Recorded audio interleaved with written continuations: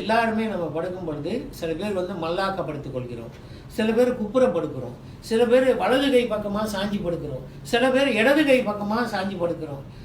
இது எது சரி அப்படின்னு சொல்லி பார்த்தோம்னா ஒரு விஷயத்த வந்து ரொம்ப திட்டவட்டமாக அவங்க சொல்லியிருக்காங்க. இடது கை பக்கமாக சாய்ந்து ஒரு கழித்து படுக்கிறது தான் ரொம்ப சிறப்பு. உங்களுக்கும் சரி, உங்கள் குழந்தைகள் மாணவர்கள் யாராக இருந்தாலும் சரி, ஒரு விஷயத்த ரொம்ப சரியாக அவங்களுக்கு சொல்லி கொடுத்துருங்க.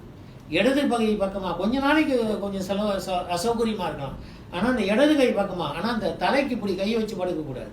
கையை நீட்டி இடது கை பக்கமாக தலையணை வைத்து படுக்கிறது தான் சரி. மீண்டும் சொல்கிறாங்க, படுக்கும் பொழுது நித்திரை செய்யும் பொழுது இடது கை பக்கமாக சாய்ந்து படுப்பது தான் சிறப்பு.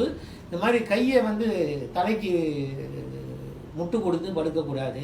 கையை நீட்டி தலையணையில் தலையை வைத்து படுக்கணும் இடது கை பக்கமாக. என்ன காரணம் தெரியுங்களா? நம்மளுக்கு இடகலை வடகலை அப்படின்னு இருக்குது.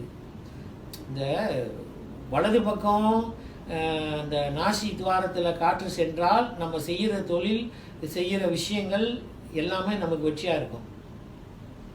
இடது பக்கம் போனுச்சுனாக்கா அது வந்து கொஞ்சம் சாஸ்வதம் குறைவாக இருக்கும்.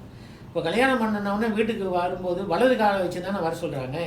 தெய்வங்களை நம்ம வந்து வளமாகத்தானே சுற்றி வருகிறோம், இடமாக நம்ம சுற்றலை தானே.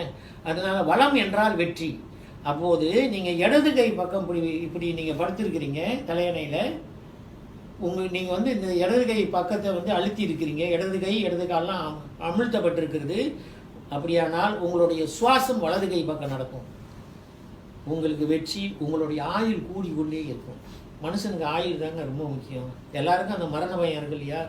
ஆயுள் ஒருத்தனுக்கு கூடணும் அப்படின்னு சொன்னால் அவன் தூங்கும் பொழுது கூட வலது கை பக்கமாக அந்த நாசி துவாரத்தின் வழியாக அந்த மூச்சு காற்று வெளியேறி கொண்டிருந்தால் வெற்றி, ஆயுள் கூடும்னு சொல்லப்படுது.